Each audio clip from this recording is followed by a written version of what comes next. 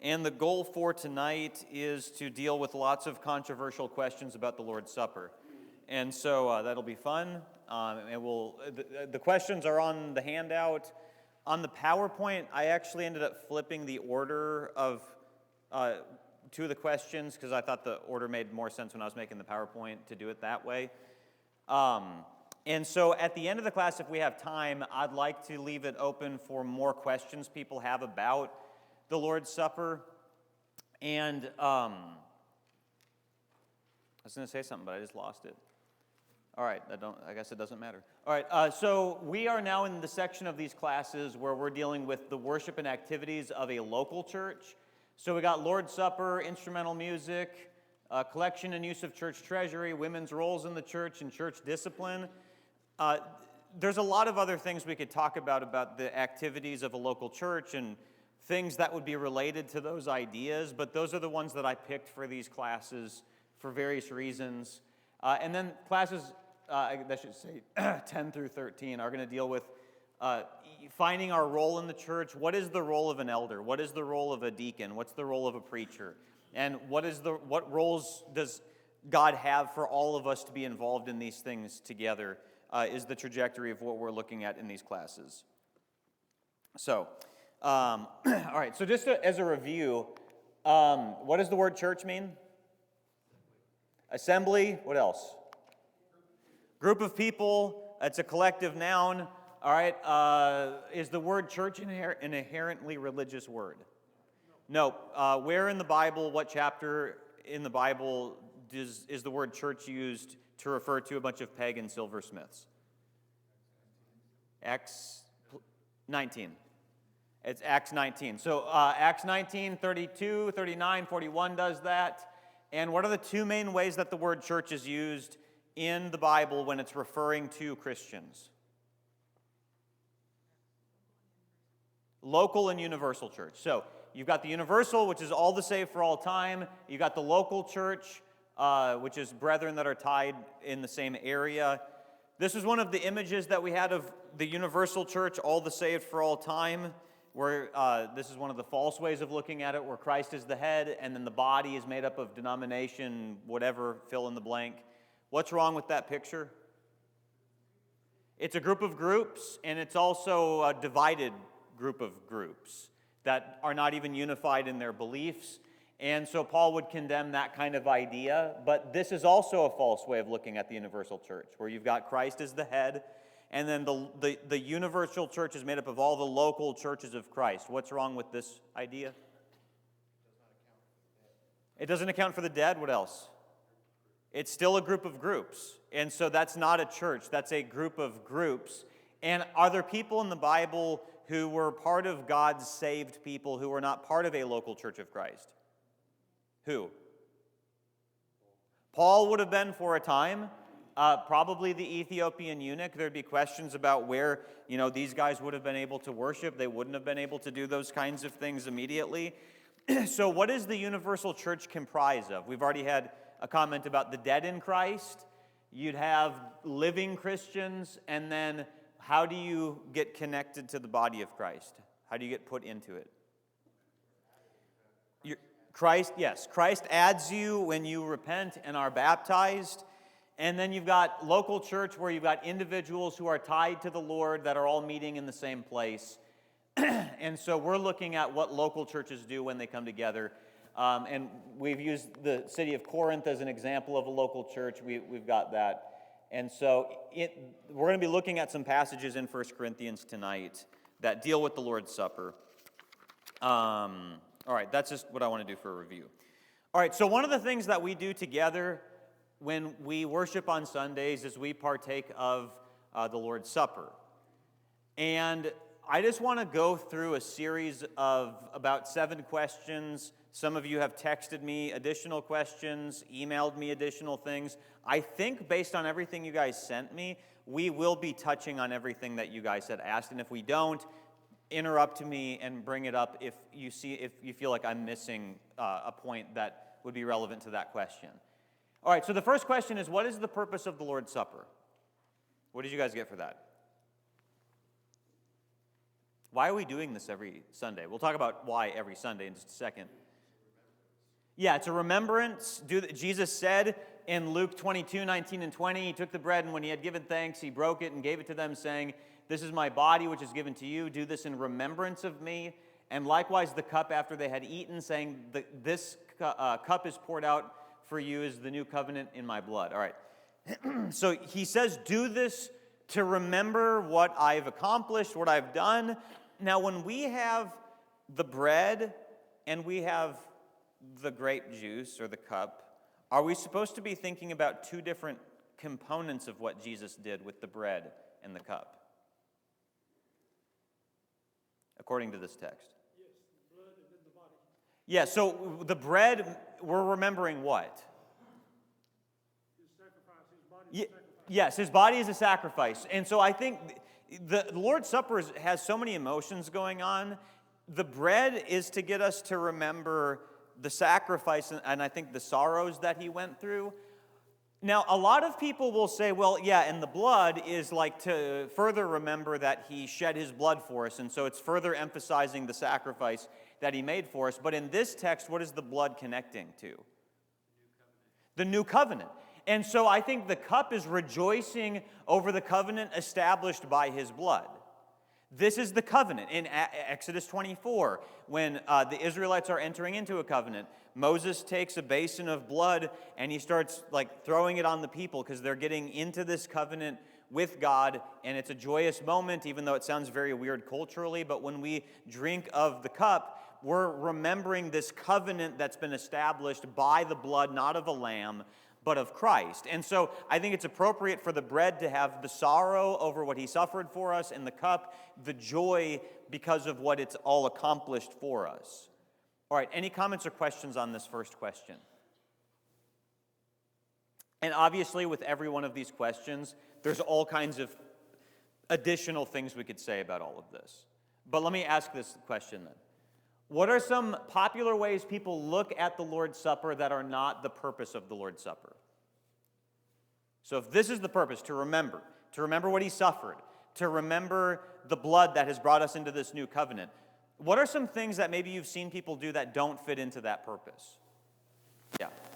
Reflect on my personal sins that caused the need for his sacrifice. Yeah, okay, yeah. So you get up and maybe for the Lord's Supper talk, it's just like something that is not even helping us reflect on those things, and it's just maybe kind of tangentially related, but it's not getting us to focus on those kinds of things. What else? Yeah. I remember seeing a sign for a special Christmas communion. Wow. And so, if that church or group was meeting at Christmas time, I don't think they were celebrating his death. They were celebrating his birth. Yeah. So they definitely didn't have the right, or at least I would imagine they did not have the right mindset. You know, there's a lot of churches that missed a good opportunity to have drive-through Lord's Supper during COVID. All right, that was a joke. I do not believe you should do that. All right? Some people try to make the Lord's Supper into a social meal. We're going to say more about that. But when Jesus says, do this in remembrance of me, and we'll get into more of the nuances of this, but is there anything in this about making it a social meal together? Like a common meal like you'd have? No, there's nothing here said about that. And we're going to loop back to that question in just a little bit. But anything else you guys want to say about the purpose of the Lord's Supper? What's going on there? And for men who get up and lead us in the Lord's Supper, keep it on point. Keep it on the purpose of why we're doing this. All right, next question. What day should we partake of the Lord's Supper?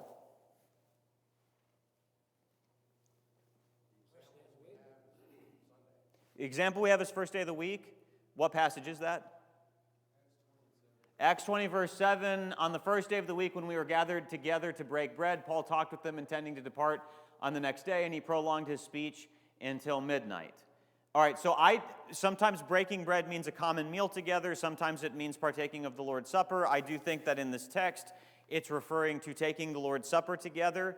And so this is the only example that we have in the Bible specifically of when Christians after the resurrection would partake in this. Now, some people have said, and this is becoming a more common thing that I've heard amongst brethren, is that this is the only example of the day that they partook of it. But it's not saying that we can't do it other days of the week. So why can't we do it, say, on a Tuesday? What would you guys say about that?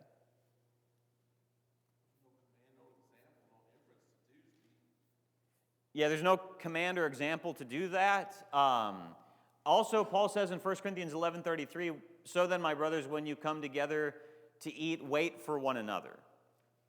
Like, what other times during the week are you all going to be together to be able to eat the Lord's Supper together? Yeah, Ian?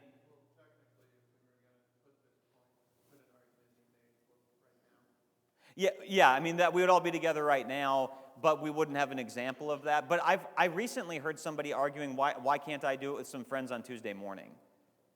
I'm like, I don't know that really fits what we see going on in the Bible here when they're all supposed to wait for one another. It would be more honorable if that person was arguing on Wednesday night because we are all together, or it's more of a corporate thing that we're doing. But the problem with that is there's still not an example of it. All right, now here's a yeah.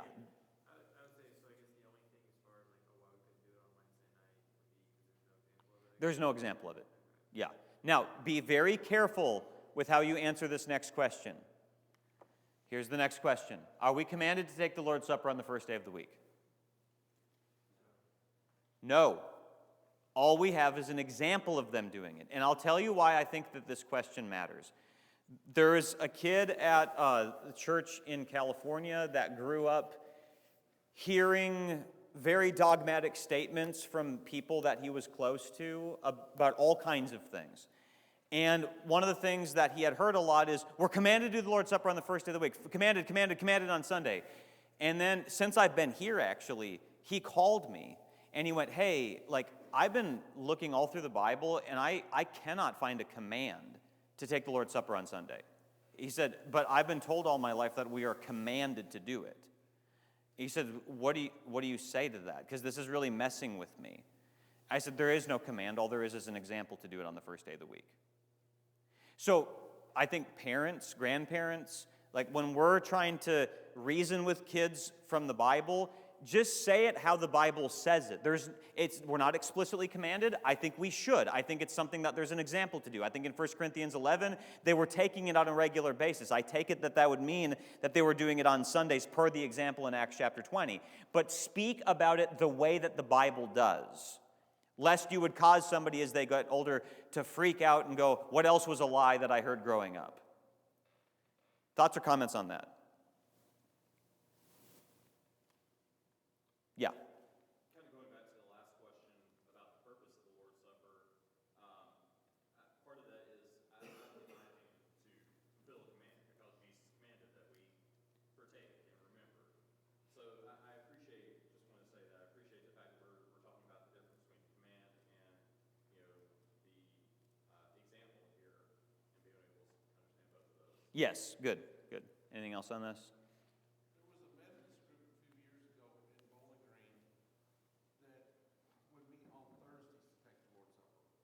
Yeah, and there's just not an example of that. And right, yeah, and we'll talk about that in just a second. Because when Jesus institutes the Lord's Supper, it's on a Thursday, but we'll deal with that in just a little bit. I thought I saw another hand though. Yeah. Do you think it's an issue of salvation if a church doesn't take it on the first day of the week? Because I have family members that take it on the first day of the month. The first day of the month? Like today they are? Or sorry, not the first Sunday of the month. Oh, first Sunday of the month? Yeah, we'll talk about the frequency. I think that's the next question, actually. Yeah, how often should we do it? Anything else on this one? All right. So I think by the way, for whatever this is worth, churches historically, until the time of the Reformation, took the Lord's Supper on Sundays. Every Sunday. And so that seems to be brought down from what was happening in the first century. But some people will say, okay, so you're saying we take the Lord's Supper on Sundays, next question, every Sunday, and you only got one verse of an example to show that. To which I respond, you've got no verse for whatever you want to do. So we're going with what we have in Scripture. And we got an example, so I'm just going to go with what they were doing, and I'm going to be comfortable doing it that way. Yeah, Matt? I've heard some people say, Acts 20, verse 7, well, that's the example is first day of the week, but the example is also that they did it at night. The example is that they also did it in an upper room. Right. Where does the example begin and end? Yeah, I think like the first day of the week would be something that has importance because that's the day Jesus rose from the dead. It's the first day of creation. Seems like possibly the Lord's Day in Revelation 1 was referring to a Sunday. That's debatable. Sunday has, it seems like, a universal throughout time significance. Being in an upper room, does it have to be in an upper room? Well, there's a greater principle that Jesus taught in John chapter 4 that neither here or on that mountain but people will worship anywhere in spirit and in truth. So Jesus is saying, as long as you're doing things in spirit and in truth, it does not matter where you worship. There would be a greater principle that Jesus taught in John 4 that it suggests it doesn't matter if it's in an upper room or not. Although there's some church buildings that have been made where all the classrooms are underneath the auditorium so that they do take the Lord's Supper in the upper room. And so that's, yeah. But I don't know that I would look at that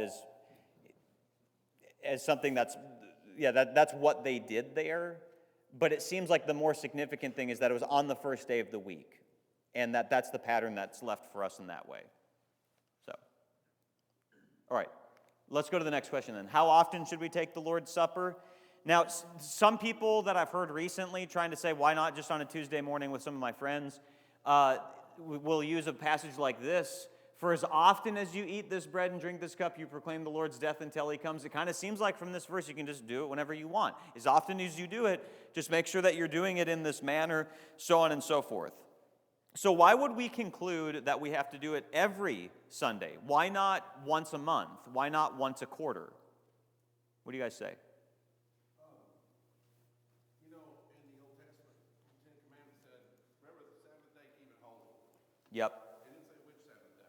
Yep, that's the next verse. And every week had a Sabbath. So that therefore it's alluding that all Sabbaths are holy, not just a certain one. Yeah, so in Exodus 20, verses 8 through 10, remember the Sabbath day to keep it holy. 6 days you shall labor and do all your work, but on the seventh day is a Sabbath to the Lord your God. On it you shall not do any work. All right, so is that like, remember the Sabbath once a month, once a quarter?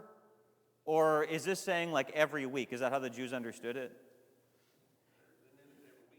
Yeah, they meant it every week. That's what God intended here. And so if the example that we have is on the first day of the week is when they partook of it, it would stand to reason that we would do it every first day because we don't have further instruction on it. And yeah, okay. Were you going to say something, Wes? Do you want to say something? May I please? Yeah, go ahead. No, this is a creation principle, right? Is the Sabbath is a creation principle that God rested on the Sabbath. But if we take the Lord's Supper as a similar creation principle of a new covenant with Him, and we're a new creation in Him, and our church is a new creation, all these things, then we would say that that was done on the Sunday that Christ arose, and we were a new creation. Yes, very good. Good. I forgot. I want to go back to one. I don't. This can be kind of a loose conversation. That's just kind of loosely based around these kind of questions that we're looking at. I'm fine trailing back to some other things. I had remembered something that I wanted to bring up. With the first question, what's the purpose of the Lord's Supper? If it's to remember Jesus, to remember what He endured, and remember the covenant that it's established for us. Have you ever heard people get up and lead a Lord's Supper talk? And what they do is say, this is what we do, but nobody else does it the right way. So let's do it now. Is that pretty edifying? I don't think so. Like, let's just think about what the Lord has done. Who cares in this moment what everybody else does? Is the mic getting weird?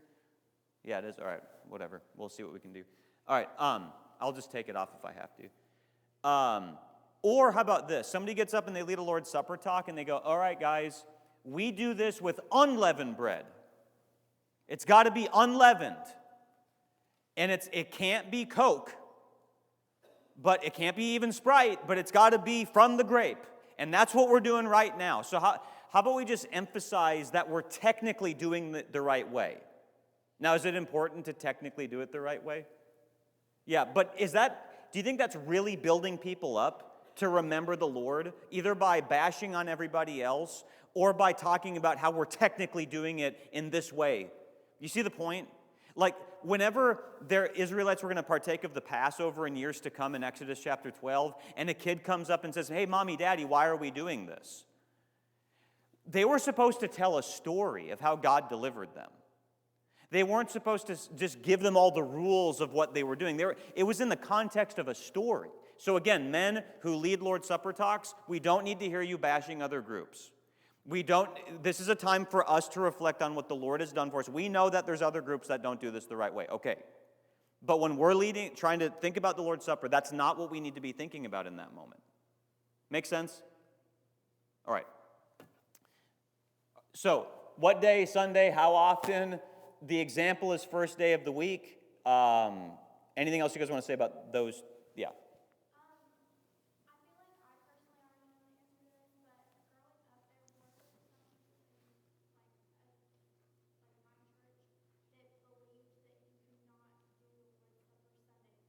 That's the next question. Perfect. All right. So, can we, wait, yeah, that is the next question, right? Yeah, I am really tired right now. Can we take the Lord's Supper on Sunday evenings? This is a question that has divided churches, that people have very strong opinions about. And let me throw out a couple concepts to think about. In Numbers chapter 9, there's a situation where there were people that could not partake in a Passover in the wilderness. The reason they couldn't partake of the Passover is because they were unclean by touching a dead body or they had been traveling. And so they come to Moses and they go, all right, Moses, can we go ahead and, what can we do about our situation? And the solution is in Numbers 9, verses 10 and 11. If any one of you or of your descendants is unclean through touching a dead body or is on a long journey, he shall still keep the Passover to the Lord. In the second month, on the 14th day at twilight, they shall keep it. They shall eat it with unleavened bread and bitter herbs. Now, this is a second Passover that's offered 1 month later. The Passover is normally the first day of the first month, 14th day of the month. But did you guys know that the Israelites had a second Passover for those who couldn't be there for the first one? Now, is this passage talking about the Lord's Supper? No, it's not talking about the Lord's Supper. But is it possible that a passage like this is teaching us something about a principle of God understanding if somebody couldn't legitimately be there to take the Passover, and he says, okay, here's another chance to do this? Does it seem within God's character to give somebody another chance to do that if they had a legitimate reason for not being there? So my take is that God has given us the whole first day of the week to be able to partake of the Lord's Supper together. And so I don't have a problem with the church doing it on Sunday evenings. Different churches do it different ways. I've been at some churches where on Sunday evening after the sermon's over, anybody who needs to take the Lord's Supper is invited to go to some back room where they can kind of feel like the only people that we're with right now are fellow people that need to partake of it. And so there's some churches that do it that way. There's like what we do, we all wait on the people that need to take it. But this brings up another question. Would there be a problem of taking it 2 times on a Sunday? What if you took it Sunday morning? Yeah. That's the only way that makes any sense to be dogmatic. Because you're not going to say, well, I'm not going to sing tonight, we sang this morning. I'm not going to pray tonight, we prayed this morning. Because that's absurd.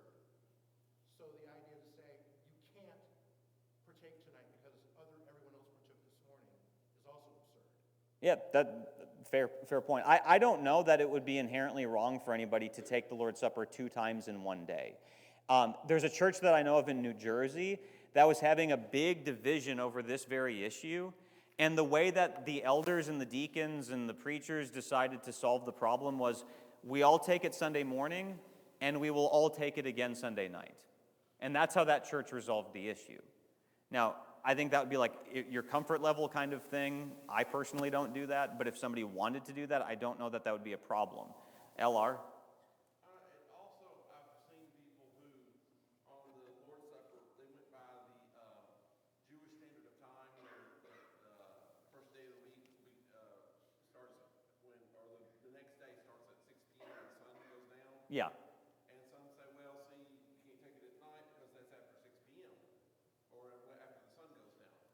And I'm like, are you running your clock by modern time or by Jewish time? I mean, Yeah, I think it would be by what our culture considers Sunday. Yeah. Yeah. Wes, were you going to say something? Do you want to say something? My family, my family was ostracized for years over this very issue. Was thrown out of churches because of this very issue. So for me, even your numbers 9, there's still a group of people that are going to go partake of this Passover together. And the problem in 1 Corinthians 11 is that they were disjointed. Right. And they weren't doing it. One was hungry and one was drunk. One had some and one had none. And so when you look at the example, even we may be doing it together, and this is my opinion, and I don't want to infer this on anybody else, but when we look at the example, if I'm not partaking and somebody else is, even though we're together, I'm hungry and they have some. So my inclination, personally, was I would rather partake with a group, because then at that point, Like in a back room. in the back room, we would be coming together Right. to partake of this all in one situation. And that's why some churches wait until a certain period of the service when it's like we're about to have our closing prayer, if there's anybody that needs to partake of it in a back room. And those people feel like we're gathering together for the Lord's Supper. We're not making other people wait and everything. And there's some people that conscientiously feel like that would help them avoid some of the problems in 1 Corinthians 11. And so churches got to figure those kinds of things out and everything. And I think there's going to be slight variations of judgment on some of these things on Sunday night. Can we have slight variations of judgment but still worship together in unity? I sure hope we can. But yeah, good. Anything, Amy, were you going to say something?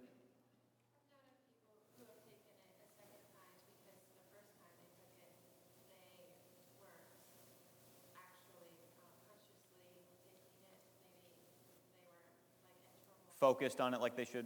Yeah. Okay. Good. All right. Anything else on this? And now the argument that people say you should only do it Sunday mornings is because does 1 Corinthians 11 describe what you're doing when you offer it Sunday night? Like you're all supposed to be together Sunday night. Is not everybody taking it together? And that's the counter argument that people will give. I think that we need to be. My judgment on it is that God has given us the whole day to be able to do it. And so we offer it again. All right, anything else you guys want to say about that one? Yeah. When I was a kid, I remember worshiping in a congregation we didn't have elders or deacons, but the men, but some of us young men go with them, and they would go Sunday afternoon to the members that wasn't able to be there and take the Lord's Supper to their house. Oh, yeah, okay, we'll talk about bringing the Lord's Supper to somebody. That's actually the last one of the last questions, I think. So let's keep moving then. The Lord's Supper was given in the context of a meal, so why aren't we doing that? And I think that, is it awkward if I say cabbage?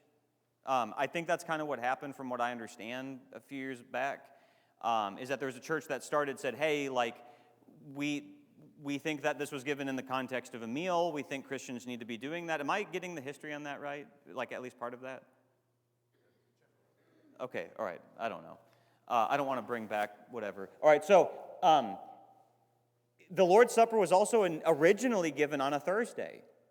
But we don't do it on Thursdays. The example is on Sunday, showing that when Jesus was initially instituting it, that there's going to be some differences between how it was, the context in which it was instituted, and the way that it's remembered in the future. And so a couple things to bring up here. In Luke 22:20, it says, and likewise the cup, after they had eaten, saying, this cup is the cup that is poured out for you. Now, when it says after they had eaten, is that talking about eating the bread for the Lord's Supper, or is that talking about after they had eaten their whole meal? And this is something Jesus is tacking on at the end of the meal. Like, we've already had our whole meal. And now, after we had eaten, he's going to continue this this remembrance of that he's instituting here. Connected to that is 1 Corinthians 11:25. In the same way, they also took the cup after supper. So it seems to me that when Jesus instituted this, they had already eaten their food. And then he takes like a piece of bread and then divides it and then gives that to them, and he takes the cup and he divides that among them. And that it was given in the context of they had just eaten, but I don't think he's doing this while they were still eating. It was after supper. It was after they had eaten. You see the point? And also in 1 Corinthians 11:21 and 22, for in eating, each one goes ahead with his own meal. One goes hungry, another gets drunk. What, do you not have houses to eat and drink in? Now, I think he's saying that the purpose of the Lord's Supper is not to fill yourself, and he means something when he says, do you not have houses to eat and drink in? Like, what we're trying to do is memorialize what the Lord has done, and you guys have perverted what's going on by making it into some kind of odd common meal that it's kind of hard to understand what exactly they were doing. And so, and then he also ends this text by saying, if anyone's hungry, let him eat at home. Like, this is not to fill your bellies. This is to remember what the Lord had done for you. Any comments or questions on that one? Yeah. Are there any churches that will gather together, eat a meal, and then do the Lord's Supper or anything like that? Probably, but I don't know specifically. Yeah. What would be the thoughts on that, I guess? He still says you have houses to eat and drink in. Like that, when you're coming together, the purpose of this is not to fill your bellies. Yeah. So, yep. The phrase, I tell you, I will not eat of it again until it finds fulfillment in the kingdom of God. What do you think that's talking about? What I think it means is that when we partake of the Lord's Supper, it's his supper that he's inviting us to. Communion. In 1 Corinthians 10, it calls it communion. So, I think a difference between the Passover feast that they were having there on Thursday. yes, that's part of the point. Yeah, that when this is going to be memorialized, it's going to be in a new way. But I think it means primarily that he's with us when we partake in the Lord's Supper. He's the one that spread the table. We're the ones remembering what he's done for us. Yeah. All right, anything else on this one? Yeah. I guess would it be fair to say that, like, when Jesus first broke bread in, like, Luke chapter 22, right? Yeah. That the Lord's Supper, I guess, hadn't been instituted yet, that was upon his death that it was instituted, because they remembered his death. So how could they remember his death before he'd already died? That's a good point. Like, there's a prophetic thing about what he's doing here. He hasn't even died yet, but he's saying, remember that, like, this is my body, that would make more sense after his DBR. So, death, burial, and resurrection. The Passover was instituted before the Passover. Yes, same thing with the Passover. Yep. And so the way that they celebrated the first Passover is going to have differences with how they memorialized it. There's going to be similarities, but some differences too. So, all right, let's get on to the next question. If the Lord's Supper is the main reason for gathering, why do we spend 5 minutes on it?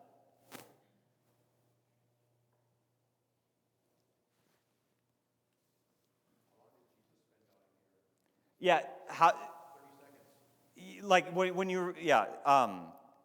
let me say this first.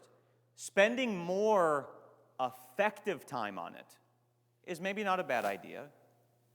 Effective is what I'm emphasizing here, though. Not you droning on about something that sort of tangentially relates to the Lord's Supper or something like that. Ian?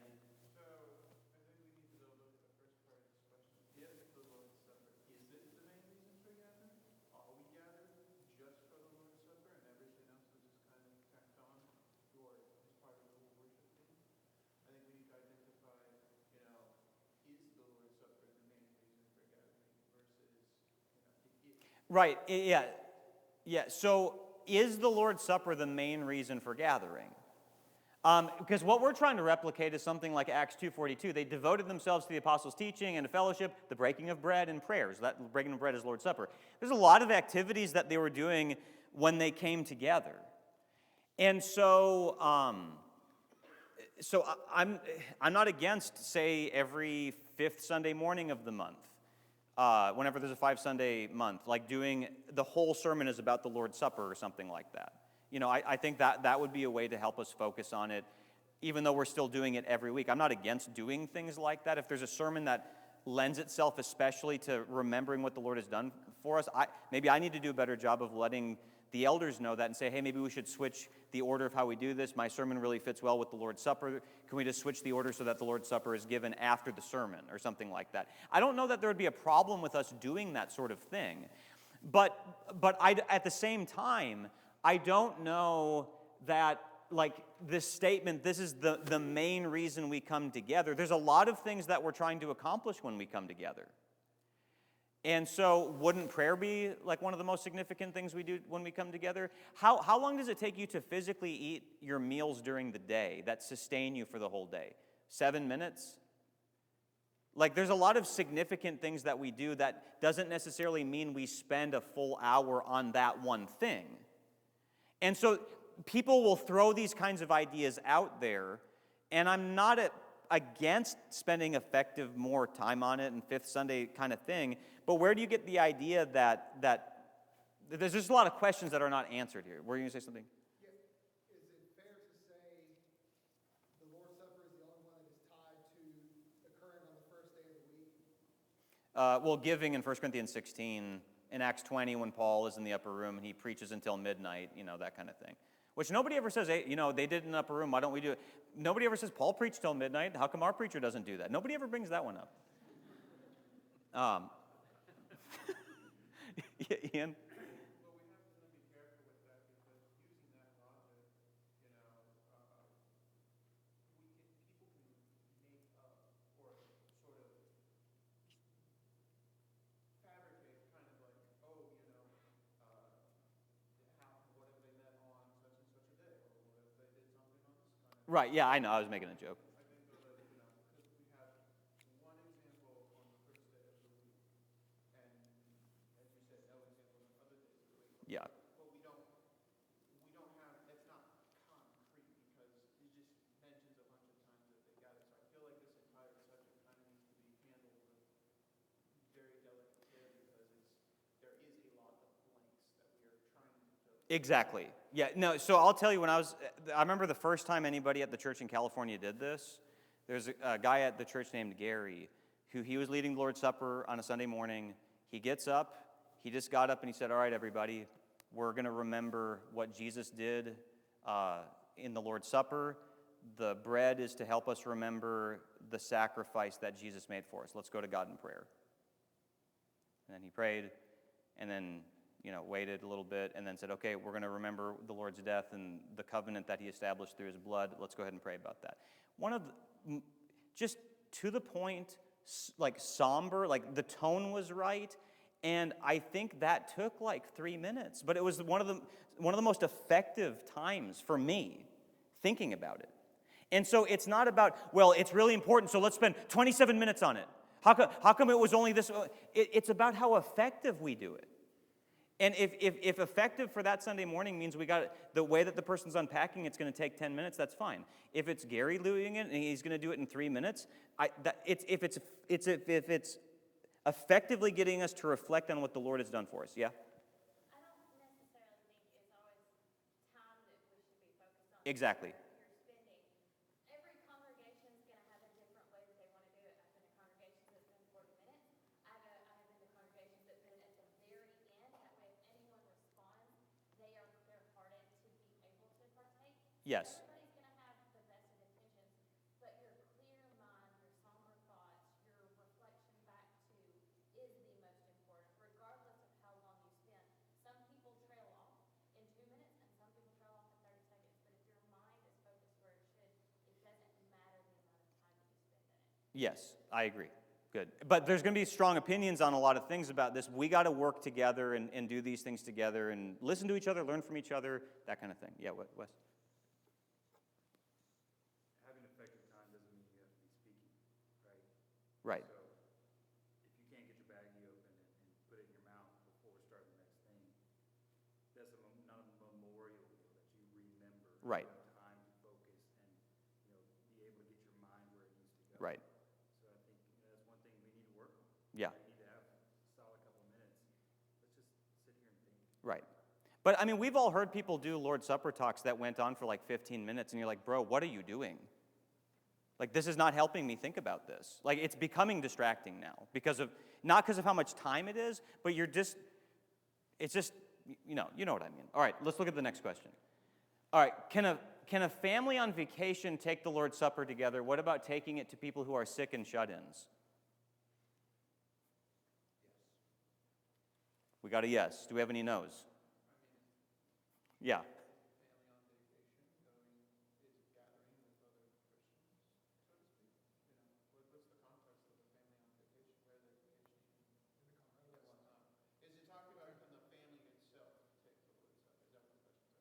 Yeah, sort of. Yeah, Carrie? Are we commanded to take it, to come together and take it? Yeah, so whatever you're doing, is there scripture to describe what you're trying to do?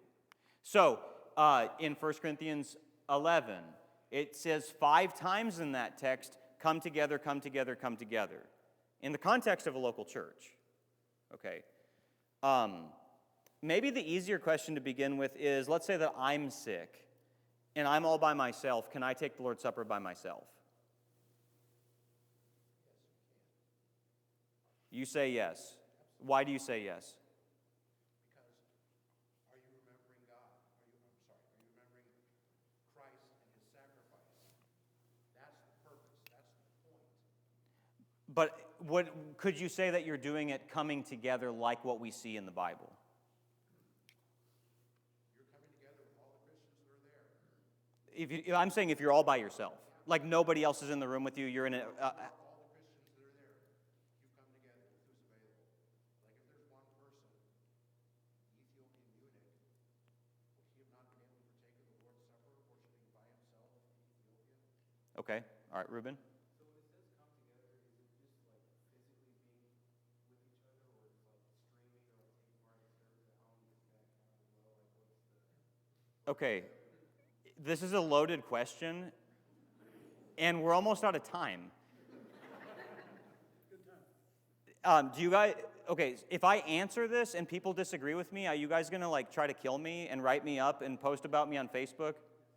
All right, then I'm not gonna answer. So, in 1 Corinthians 11:33, he says, so then, my brothers, when you come together to eat, wait for one another. I would have to ask the question, is what I'm doing described in this passage?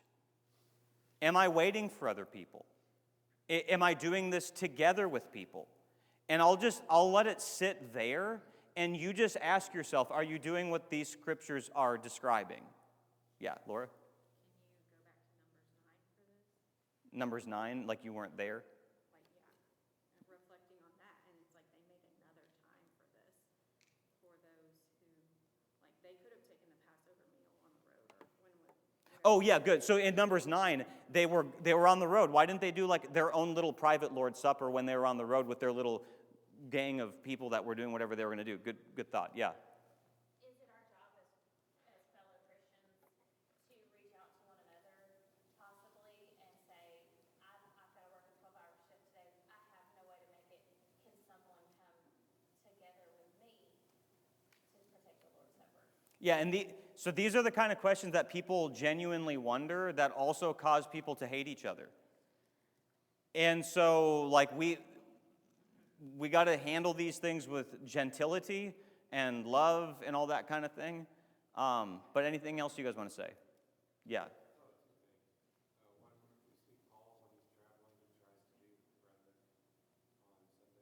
Yeah.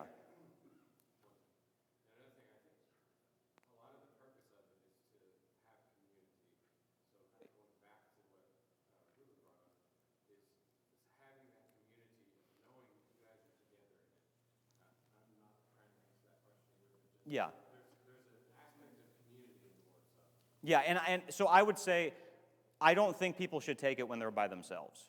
Like, I don't see that as an example in the scripture at all. It's something that is done in a community of people. Amy? As far as like a family doing it on vacation, I think of the verse where it says, where 2 or more are gathered in my name, there I will also be. And if the family has the opportunity to meet with Christians who is choosing not to, I think that says something.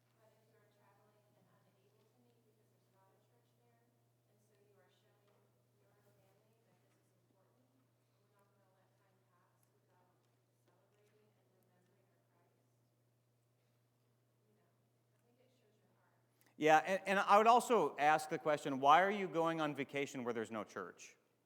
Like, that would be a question that would be worth thinking about as well, yeah.